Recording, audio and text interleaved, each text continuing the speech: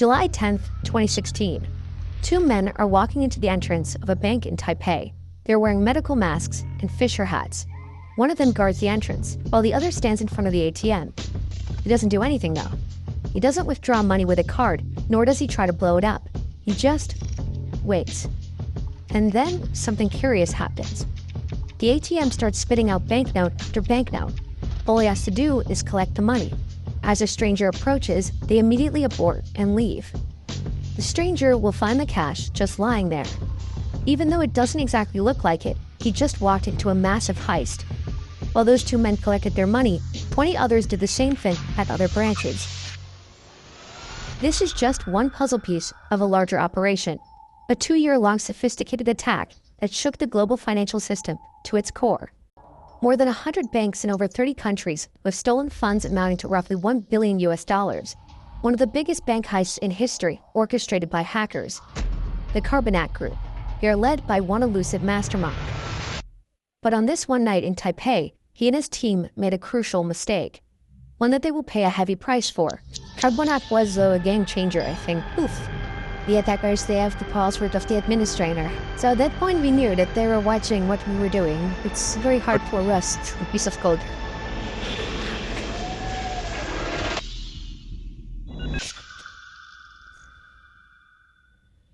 The actual events of this hack are known, but the names of the attacked banks and involved employees were never disclosed. So to tell this story, we created Maxim. That's him. It's the 8th of April, a regular Tuesday. He works in a Ukrainian bank. He's a well-respected employee, but he has a bad habit of not installing his Windows updates. As he sips his coffee and thinks about the receptionist he has a crush on, an email from his colleague pops in. It's from Sergey, his coworker. The mail has a Word document attached. It translates into Compliance with Federal Law 115, dated 21/7/2014. Sounds important enough. Maxim clicks on it. He reads it, closes it, and continues his very ordinary workday. A few months later, Maxim is sitting in a meeting. His boss seems distraught. Some of his bank's ATMs started spitting out banknotes at seemingly random times of day. It seems like whoever was lucky enough to show up at the right time could just grab the money. The bank might be the victim of a cyber attack. The employees should act cautious and avoid suspicious emails. Emails, meetings, stress, colossal hacks. For many, it's the same story every day. The bank hired Kaspersky to investigate their problem. Suddenly all your ATMs are empty. You know that something has happened. This is Jort van der Wiel. He was part of the team on the case. He checks the hard disks of the affected ATMs for malware and finds nothing. Not one suspicious activity, not a single trail to follow. A few months later, van der Wiel gets a call in the middle of the night. It's 3 a.m. It's an account manager working for a large Russian bank. He says van der Wiel and his team need to call his IT guy ASAP. A couple of minutes later, one of van der Wiel's Kaspersky co-workers shows up at a bank in Russia. The IT guy on the site is panicking. Someone has gained control over their domain controller. That's the heart of their server network. If you control the domain controller in a Windows environment, you basically control everything. And without a good reason, it's sending data to China. The Kaspersky specialist starts to look for malware right away. Eventually, he finds a software that lets you watch and control a computer remotely. Could it be that the intruder is watching them right now? He has an idea. He opens a Word document and writes the Russian word for hello. They wait for a few minutes. Nothing happens. Then, suddenly, the cursor moves, and letters appear. The hacker answered. He adds, in Russian, "You will not catch us." To which the Kaspersky employee replies, "We will catch you." "No, you will not catch us." Okay, it's on.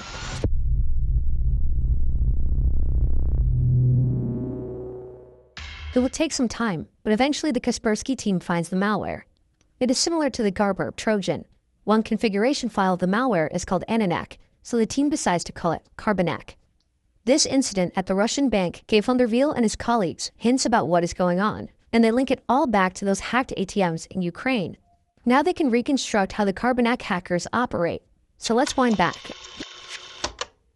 This is one of the Carbanak hackers. Again, it's the 8th of April, 2014. He already got into Sergey's email account, but he wants access to Maxim's computer. So he sends out this email with that attachment. The Word file exploits vulnerabilities in Microsoft Word to download malware that contains a backdoor. The hacker now has remote access to Maxim's computer. Next step, gain access to the whole network. And he knows exactly how to do it. The hacker installs a specific software on Maxim's computer, which slows it down, which in turn frustrates Maxim. So he calls IT to come by and check. By the time the IT guy comes over, the hacker has installed a keylogger. This way, he will be able to see everything one types into Maxim's keyboard. The IT guy starts to investigate. To do so, he needs to type in his admin password, and bingo. The hacker got the admin's password. He tries it out on the domain controller, and yep, it's the same. Now he can go look for the computer in the network that controls the money transfers and the ATMs. But he doesn't attack right away. Instead, for months he silently observes the employees managing the transactions. Once he fully understands the process, he proceeds. To steal the money, the Carbonet Group developed 3 different methods. One way is to transfer money from so-called transaction management accounts to their own accounts. To avoid suspicion, they raise the balances by the stolen amount beforehand, keeping the total unchanged. Since banks check accounts only every 10 hours, the transfers go unnoticed. Another way is to take control of specific ATMs to let them spill out banknotes right into the hands of money mules. These are men hired through the Moldovan mafia who collect the money and send it to their bosses. In exchange, they get to keep a small cut. The third method is the most sophisticated. The hackers set up a couple of bank accounts in the names of their money mules, including debit cards. Then they make sure they all have the same small amount on it, let's say $3.33. Then they update the bank's database, exchanging that $3.33 for $1 million. Suddenly, all the money mules have $1 million on their bank account. Now they just use their debit cards to withdraw the cash. As a side effect of the database update, some broke bank customers will suddenly find themselves to be millionaires. The better the Kaspersky team understands the methods of the Carbonet Group, the more they begin to grasp how complex this operation is. Kaspersky teams up with Europol, major European banks, and various national law enforcement agencies to hunt them down. They're able to take down some of their servers, but then the hackers start using different tools and continue to work under the radar. By the beginning of 2015, Carbonet has robbed at least 100 financial institutions in almost 30 countries. Most of the victims are in Russia, but also in the US, China, and Europe. Within 2 years, they steal roughly $1 billion. They appear to be unstoppable, until someone screws up.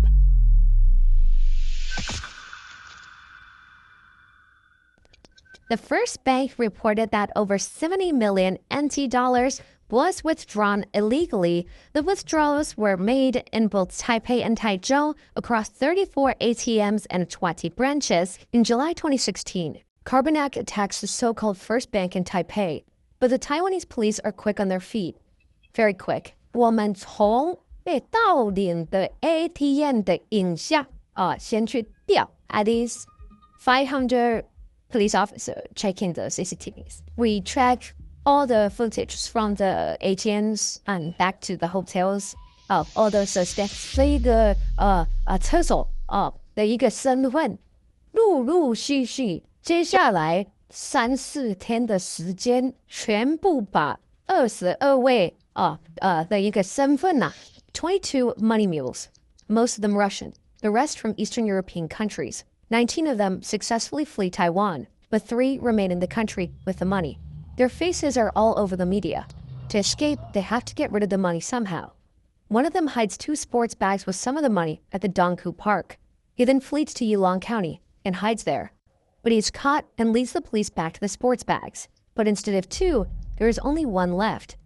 An elderly man found one of the bags and took it home. He probably saying that was worship from God. The police seize the second bag and search for the other money mules. A man called Bobby hides the rest of the money in 2 suitcases and stows them in 2 lockers at Taipei Central Station. Shortly after, 2 other men from Eastern Europe arrive in Taiwan and collect the suitcases from the main station. They go to a hotel to have brunch. As they sit down, they're interrupted by the police. Put down the knives, you folk. Stay calm, don't move. Resign an election with us. Such a shame. They ask the men to take them to their hotel room. Because this must do the way. That's a group. Well, that appears to be how they're doing. In their hotel room, law enforcement finds banknotes that are worth roughly $1.5 million US. The Taiwanese police managed to recover 90% of the stolen money. The three money mules are sentenced to a little over 4 years in prison. These guys are just low-level operatives. But on the phone of one of the men, the Taiwanese police find pictures of stacks of money in various currencies. They also find emails from the suspected head of the Carbonac Group. Europol, the FBI, cybersecurity companies, and several authorities from different countries worked tirelessly to find the Carbonac mastermind. Little do they know he is hiding all the way across the globe, living a life in luxury.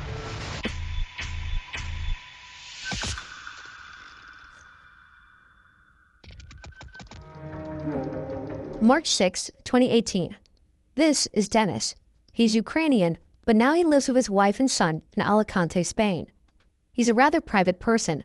He doesn't really leave the house. Right now, as per usual, he's coding new malware. He's one of the best of his trade. To keep a low profile, he does most of his spending in Bitcoin. At the time, he's worth 15,000 Bitcoins. In 2018, that was worth roughly $162 million. Today, it would be more than $1 billion. But there are some things that Bitcoin can't buy. Not a lot of car or house sellers like to be paid in digital currencies, so he needs to use real money to buy these, which leaves traces. This is what tipped off the police. They start to follow the money and eventually realize who he is. His laptop is still on and unlocked. The forensic team immediately starts to collect evidence. The authorities will seize 2 BMWs and jewelry, valued at $500,000, and of course, his Bitcoins. But the vast majority of the stolen $1 billion remains missing to this day. Dennis K. may have been the mastermind behind the Carbonac operation, but he certainly didn't work alone. We think there was quite a big team, at least between 10 and 30 people altogether that was able to pull this scheme off. You can find the same piece of code being used by different groups, and it's very hard as a security researcher to know the difference, which group is using what code, because the code is very similar. It's very hard to arrest a piece of code. In late 2018, 3 Ukrainians were arrested who are allegedly involved as well. The Carbonac malware still exists today. The hackers who use it go by many names: Fin7, Joker Stash, Carbon, and Cobalt Spider. Experts suspect that those Russian cybercriminals were given free rein by the Russian government in order to cause chaos in the Western world. Maxim's bank lost millions. As we know now, this could have easily been avoided. The Carbonac Group exploited a vulnerability in Microsoft Word, one that had already been fixed 3 years prior, but Maxim was too distracted to install those Windows updates. So make sure to keep your systems up to date. They could save your employer a couple million.